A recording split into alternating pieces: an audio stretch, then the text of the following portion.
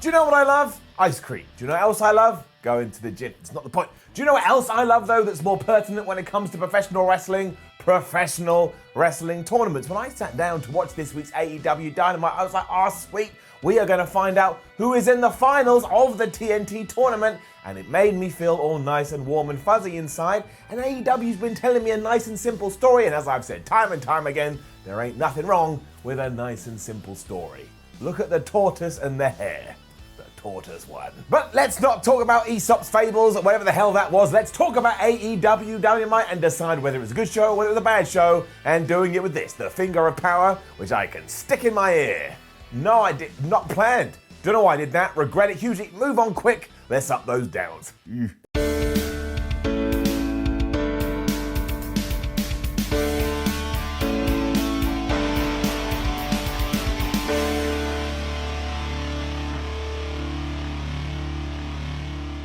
The video that kicked off this week's episode of Dynamite was great. As AEW seems very good at doing, it just made you think, oh my gosh, Cody Rhodes versus Darby Allin is the biggest wrestling match I have ever seen in my life, and if Cody doesn't win, well, he may as well just lay down in the grave and die. It was great. With that said, I don't want to be that guy, but look, I did laugh. I did laugh because if you go back and watch this and you hear and listen to Darby Allin's delivery, he just sounded a little bit like Eric Cartman in South Park when Eric Cartman from South Park is being his, like, the coon superhero character. He's all like, here I come here.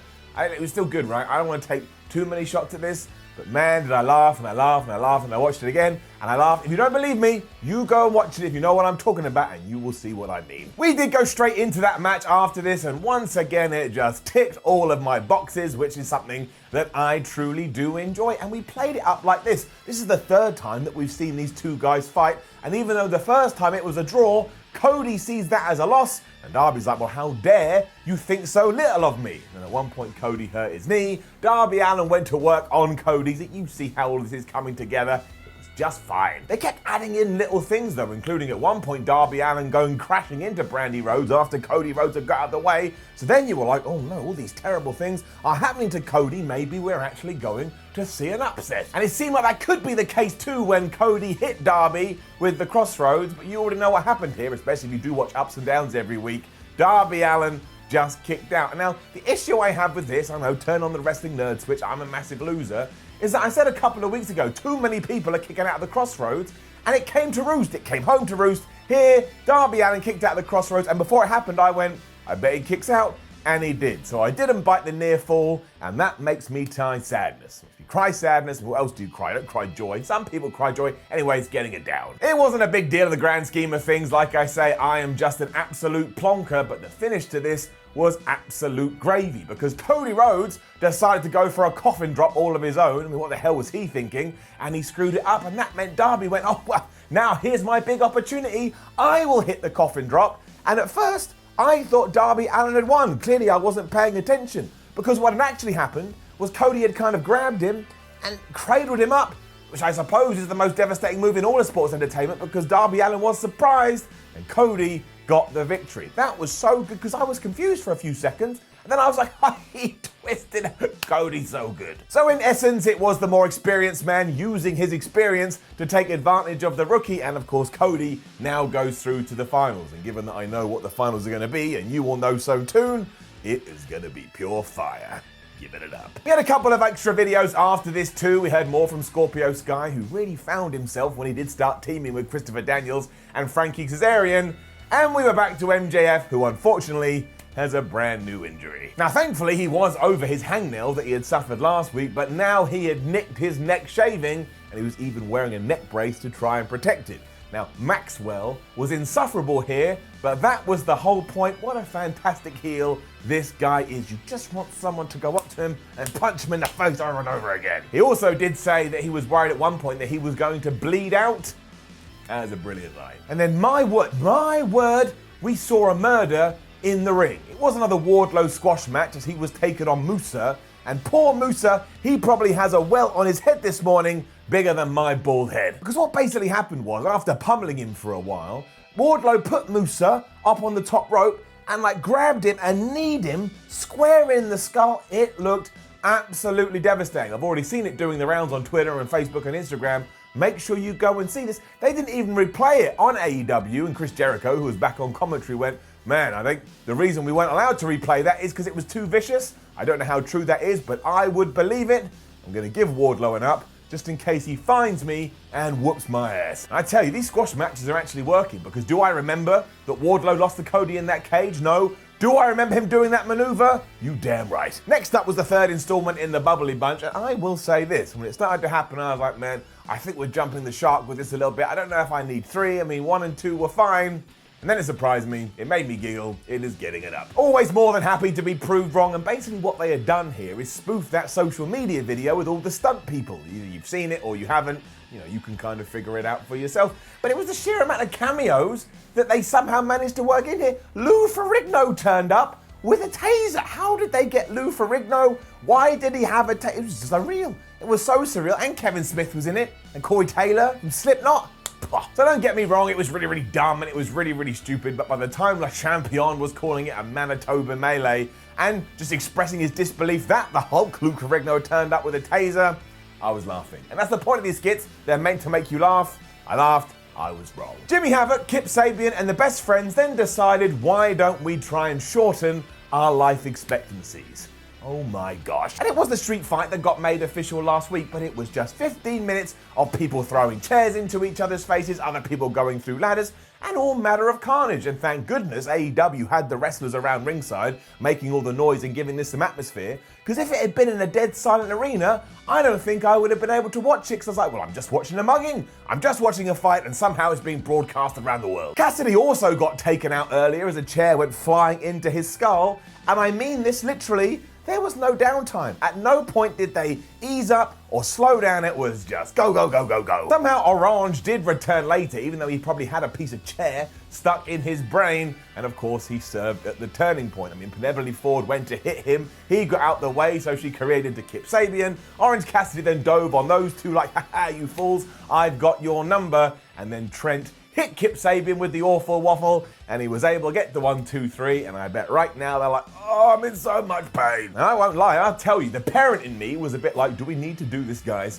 in front of 0 fans? But you can't fault their effort. They gave 100%, and I was entertained, and I think I was entertained in a very disgusting way. So I'm a disgusting person, but I'm gonna give it an up. How could you give it anything else? Also want to give another shout out to Chris Jericho on commentary here, because as he was saying what a rubbish manager Orange Cassidy was, and then Orange Cassidy jumped off the top rope, Tony Schiavone came back with, well, can you name another manager who would do that?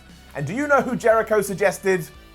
Bobby the Brain Heenan. I laughed my ass off. Chris Jericho, you a damn hero. And then Britt Baker, flipping Britt Baker. Now, I don't want to be that guy, which means I'm going to be that guy. That's what assholes do. But way back on the boat, remember we were on the boat and she cut that promo and everyone was going, oh, that was rubbish. I said, no, no, no, no. There is something in this character. And now she has proven me right. She's getting it up. We were in her dental surgery here talking to her makeup artist Rebel, who you probably recognize from TNA, and Britt Baker kept getting her name wrong. And straight away it was excellent, because after she had done a piece to camera, Britt Baker took her behind the scenes and just went, look, you didn't call me doctor. That's really rude. It was so passive aggressive. We also had the rules of how to be a role model, the first being that not everyone can be a role model. Also, you should only wear glasses if you're smart, otherwise you're just being a jackass. Also, if you're fat, you're not allowed to be a role model. And finally, if you have a snaggletooth, you're not allowed to be a role model. And do you know who Britt Baker used as an example to show off all of these traits? None other than Tony Schiavone. And he is getting a round of applause